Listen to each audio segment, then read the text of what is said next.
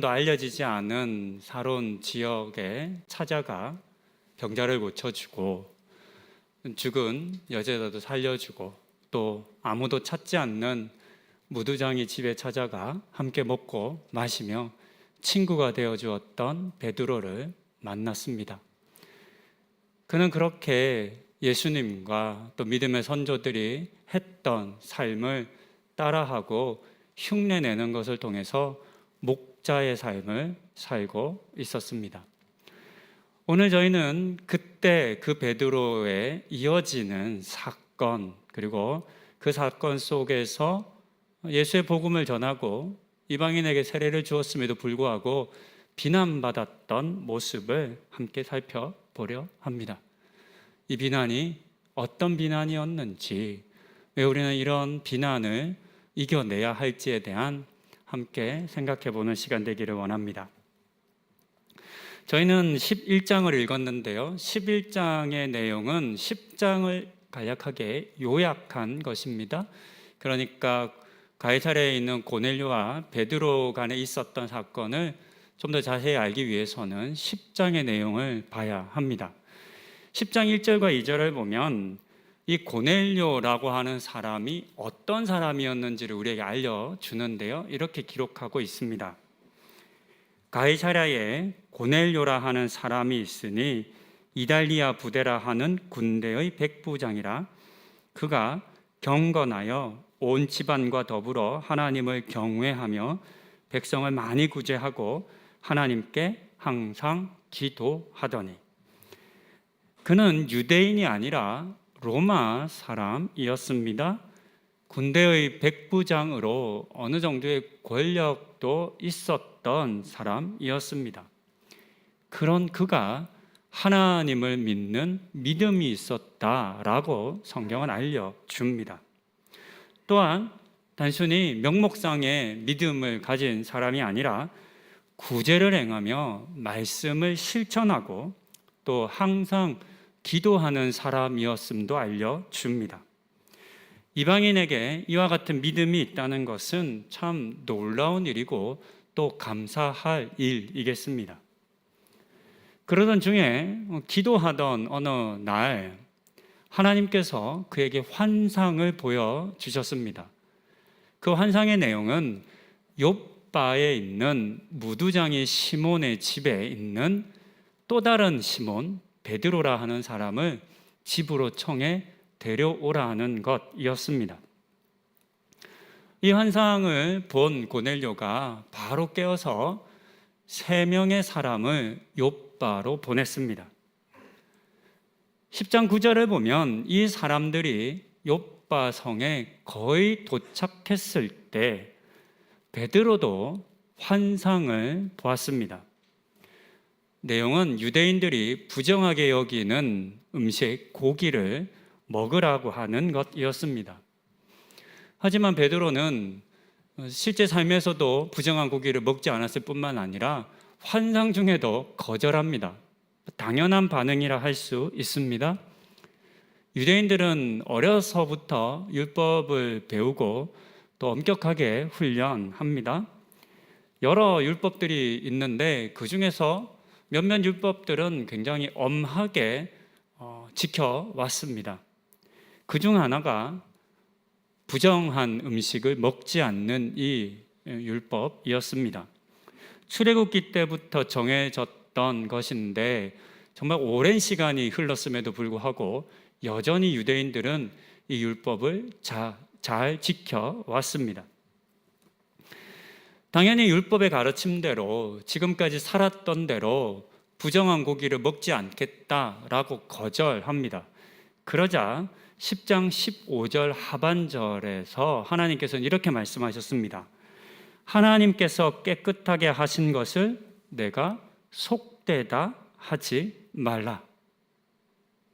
한 번만 그런 것이 아니라 성경은 이 환상을, 이 과정을 3번에 걸쳐 반복했다라고 기록합니다.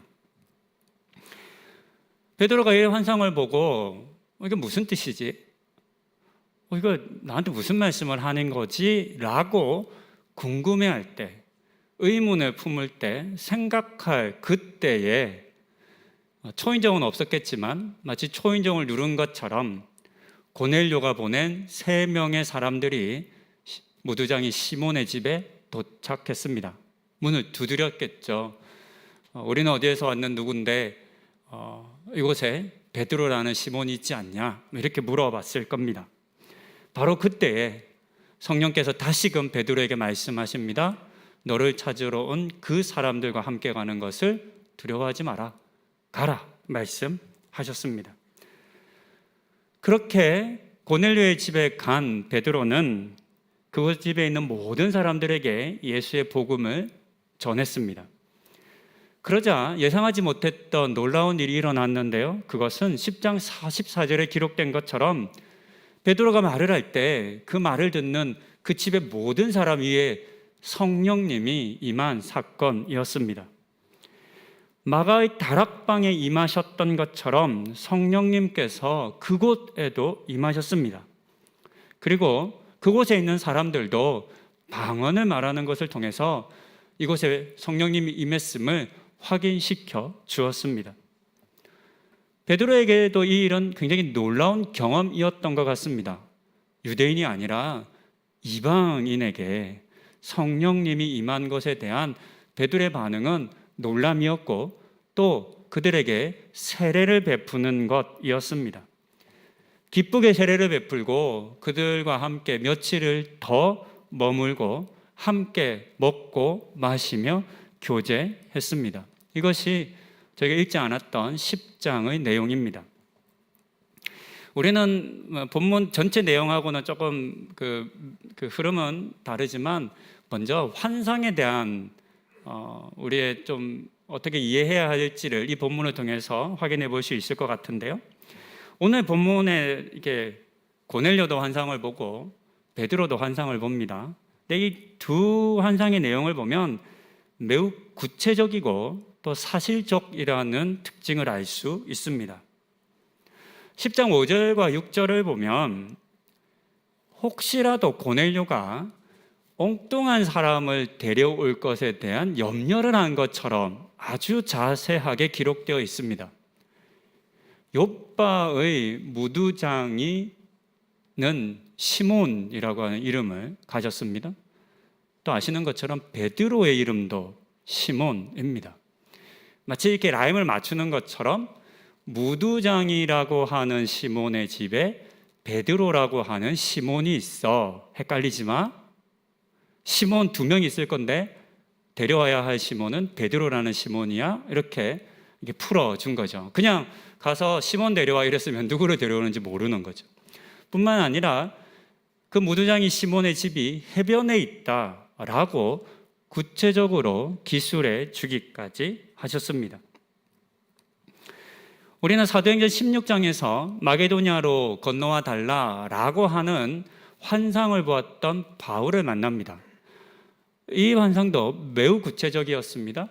마게도냐 사람이 나타나 구체적으로 정확하게 바울에게 건너오라, 우리가 기다리고 있다 말을 들려줍니다.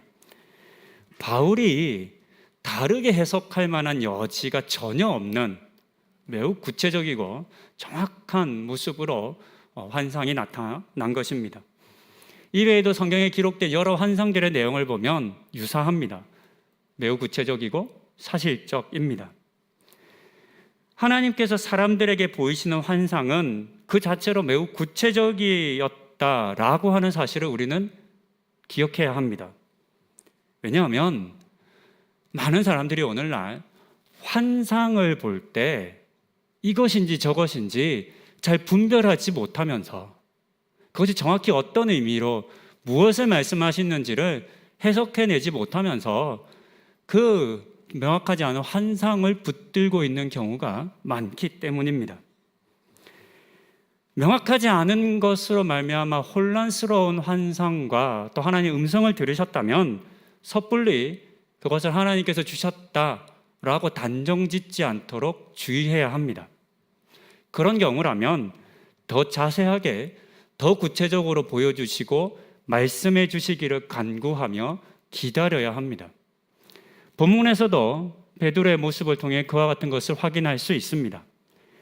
3번에 걸쳐 반복해서 보았지만 그 환상의 내용 자체는 너무나 구체적이었지만 무슨 뜻인지, 무슨 의미인지 베드로가 해석해내지 못합니다. 그래서 무슨 의미인지, 무슨 뜻인지를 의문을 가지고 생각할 그때에 다시금 성령님께서 나타나 명확하게 그 사건이 무슨 의미인지를 가르쳐 주셨습니다. 이처럼 우리는 환상을 구체적으로 명확하게 알고 이해할 수 있도록 애써야 하고 필요하다면 기다려야 합니다. 그럼에도 불구하고 내가 분명히 본 것 같은데, 들은 것 같은데 명확해지지 않는다면 그것을 계속 붙들고 있지 않도록 하나님께서 명확하게 해주실 때까지 기다리는 그런 모습이 우리에게 필요하겠습니다. 다시금 본문으로 돌아가 11장의 내용을 살펴봅니다. 1절을 보니까 베드로가 가이사랴의 고넬료의 집에 머물렀던 것과 그들에게 복음을 전한 소문이 이미 예루살렘에까지 전해진 것을 알 수 있습니다. 발 없는 말이 천리를 간다는 속담이 있습니다. 속담이 매우 빠르게 퍼진다는 그런 의미인데요. 마치 그런 속담처럼 아직 예루살렘으로 베드로가 돌아와 자신의 이야기를 하지 않았음에도 불구하고 이미 그가 행한 여러 일들은 예루살렘 교회 성도들에게 전해졌었습니다.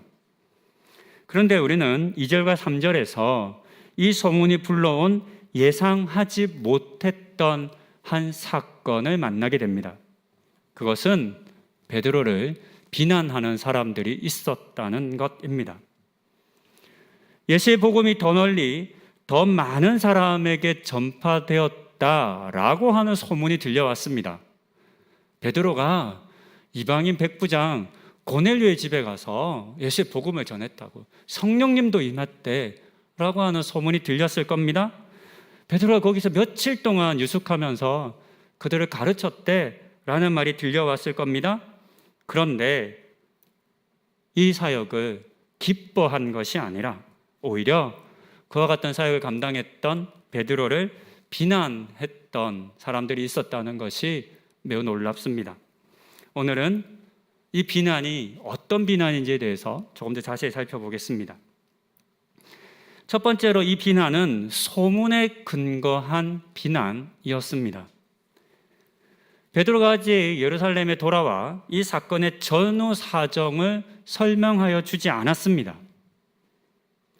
하지만 사람들은 겉으로 드러난 소문만을 가지고 이미 베드로를 판단했고 그가 돌아오기 무섭게 그를 비난했습니다.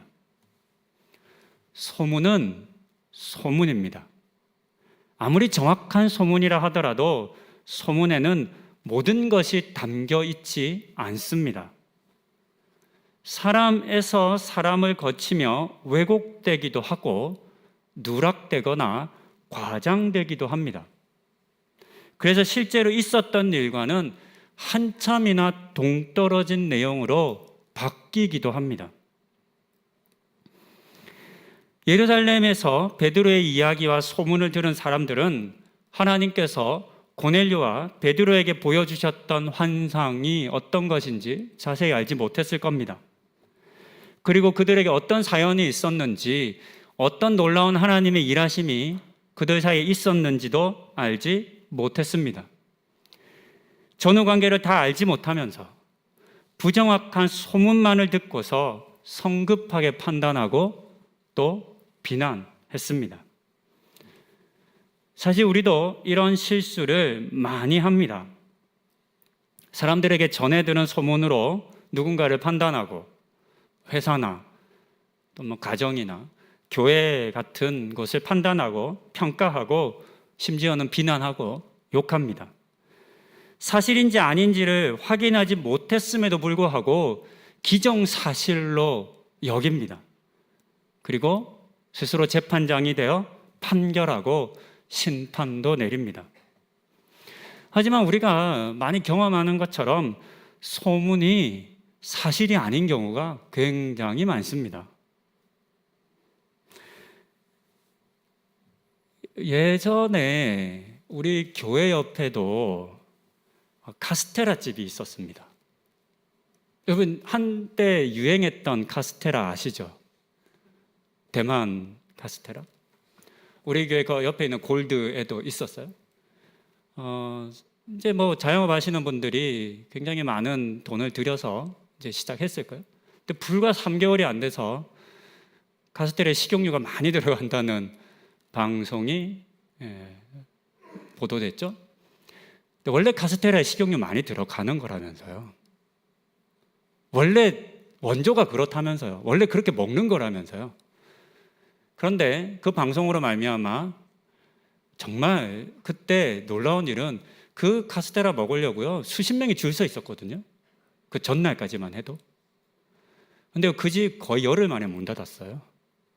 방송 나오고 얼마 못 가서 바로 문 닫았어요. 나중에 그 방송이 원래 식용유 많이 들어가는 거라는 게 밝혀졌습니다. 하지만 이미 판단하고 심판한 것을 돌이키는 것은 불가능하다는 것을 우리는 참 많이 경험합니다. 그렇게 억울하게 누명을 쓰고 피해를 보는 사람들이 결코 적지 않습니다. 아마 여러분도 그런 경험 있으실 겁니다. 내 말은 들어보지도 않고 소문만으로 이미 판단하고 욕하고 죄인 만들어버리는 것 경험하셨을 겁니다. 더 안타까운 것은 우리가 그런 피해를 보면서 똑같은 일을 한다는 데 있습니다. 우리도 얼마나 많이, 얼마나 자주 소문을 듣고 다른 사람들의 소문을 듣고 섣불리 판단하고 비난하는지 모릅니다. 소문은 소문으로 듣고 판단을 미루는 지혜가 필요합니다. 베드로가 돌아와 전후 사정을 말해주기까지 그리 오랜 시간이 걸리지 않았습니다. 조금만 기다렸다면 비난하기 전에 베드로가 돌아와 어떤 일이 있었는지, 하나님의 어떤 놀라운 역사가 행하여졌는지를 들었다면 이런 비난과 갈등은 없었을 겁니다. 이런 일이 없도록 서둘러 급하게 판단하고 비난하기보다는 마음과 시간의 여유를 가지는 우리가 되어야 하겠습니다. 두 번째로 이 비난은 하나님의 일하심을 사람의 전통을 기준으로 판단하고 부정한 것입니다. 3절에는 그 사람들이 왜 베드로를 비난했는지 그 이유를 알려줍니다. 이르되 내가 무할례자의 집에 들어가 함께 먹었다 하니. 할례자들이 비난한 이유는 베드로가 무할례자의 집에 들어가 그들과 함께 먹었기 때문입니다. 우리는 10장에서 로마 군인임에도 불구하고 하나님을 믿고 말씀을 따라 사는 고넬료를 이미 보았습니다. 사실 그가 예수를 믿는 것, 하나님을 믿는 것은 매우 위험한 일이기도 했습니다. 로마의 군인들은 다 황제를 숭배해야 합니다. 그렇지 않으면 가지고 있는 모든 것을 잃을 위험이 있었습니다. 그렇게 어려운, 힘든 믿음을 가지고 있었습니다. 그런 그에게 하나님께서 성령을 임하게 하심으로 저는 응답해 주셨다라고 생각합니다. 유대인들이 받은 것으로만 알려졌던 방언을 말하기까지 했습니다. 얼마나 놀랍고 또 감사한 일입니까? 하나님의 복음이 예루살렘과 사마리아 온 유대를 거쳐 땅끝까지 전파되게 할 것이다. 전파될 것이다. 그 일을 너희가 해야 한다. 라고 하는 예수님의 말씀이 있었지 않습니까? 지금 그 일이 이루어지고 있습니다. 그러니 얼마나 기뻐해야 하겠습니까? 하지만 그들의 관심은 여기에 있지 않았습니다. 오히려 그들은 율법이 금한 일, 즉 할례를 받지 않은 이방인들과는 함께 먹지 말라고, 그들과 함께 식사 자리에 앉지 말라라고 하는 그 율법을 어긴 것에 관심이 있었습니다. 그것으로 비난의 근거를 삼아 베드로를 비난했습니다.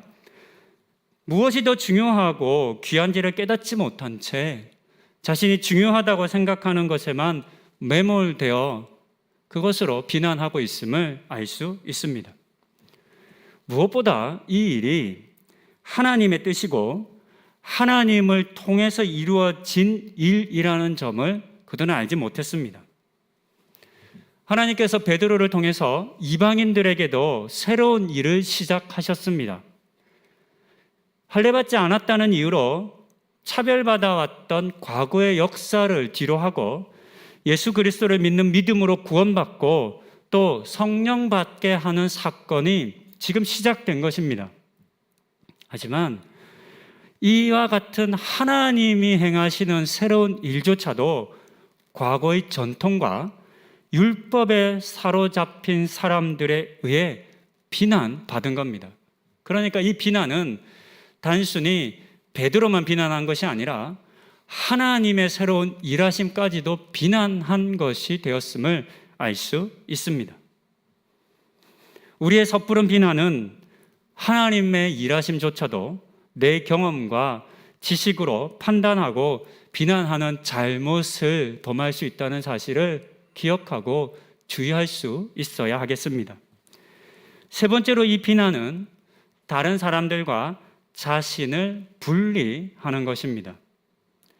본문에 사용된 이 비난하다라고 하는 단어의 원뜻은 분리하다, 구분하다입니다. 나누는 겁니다. 그러니까 이 본문에 사용된 이 비난하다라고 하는 단어는 그 일이 옳다 그르다라고만 판단한 것이 아니라 그 의미를 넘어서 무할례자들과 우리는 절대 하나 되지 않겠어, 하나 되지 않을 거야 라고 하는 그들의 생각과 의지가 담긴 말, 비난이었다는 것을 알 수 있습니다. 그들은 무할례자들과 자신을 분리시켰습니다. 우리는 그들과 하나 되지 않아, 하나 될 수 없어. 무할례자들과 함께 식사하고 교제한 베드로와도 자신들을 분리시켰습니다. 그러면서 이런 분리가 하나님의 뜻이라 여겼고 이 분리를 통해서 예루살렘 교회와 전통을 지킬 수 있다 확신했습니다. 하지만 결과는 그 반대였습니다. 그들은 자신들이 무할례자들을 분리했다라고 생각했습니다. 그런데 실상은 그들 스스로가 하나님의 뜻으로부터 하나님의 일하심으로부터 자신들을 분리시킨 결과가 되고 말았습니다. 알고 보니 스스로를 고립시킨 것이었습니다. 또한 우리는 예수님을 통해서 우리 예수님께서 행하시고 가르치신 것이 분리가 아니라 하나됨이라는 것을 우리는 알고 있습니다. 이 땅의 죄인들을 구원하시기 위해 우리 주님께서는 이 땅의 죄인들과 자신을 분리시킨 것이 아니라 사람이 되어 오심으로 하나가 되어 주셨습니다. 회개의 세례를 받으시며 스스로를 죄인들의 무리 속으로 들어와 하나가 되어 주셨습니다. 이 땅의 수많은 죄인들과 친구가 되어 주셨습니다. 이처럼 주님께서는 스스로를 타인과 분리시키는 방식이 아니라 반대로 타인과 하나가 되는 방식으로 일하셨습니다. 이와 같은 일하심을 우리는 배워야 하겠습니다. 베드로를 향한 비난이 어떤 것인지에 대해서 살펴보았습니다. 다행히도 베드로가 이런 비난 앞에 위축되지 않았습니다. 비난하는 사람들에게 자신이 겪은 일들을 차례대로 설명해 주었다라고 성경은 기록합니다. 그리고 그 마지막 17절 하반절에서 베드로는 이렇게 선포합니다. 내가 누구이기에 하나님을 능히 막겠느냐. 그렇습니다. 어떤 사람도 어떤 율법도 어떤 오래된 전통도 어떤 규칙도 하나님의 일하심을 막을 수 없습니다. 막아서도 안 됩니다. 그렇게 일이 진행되도록 내버려 두어서도 안 되겠습니다.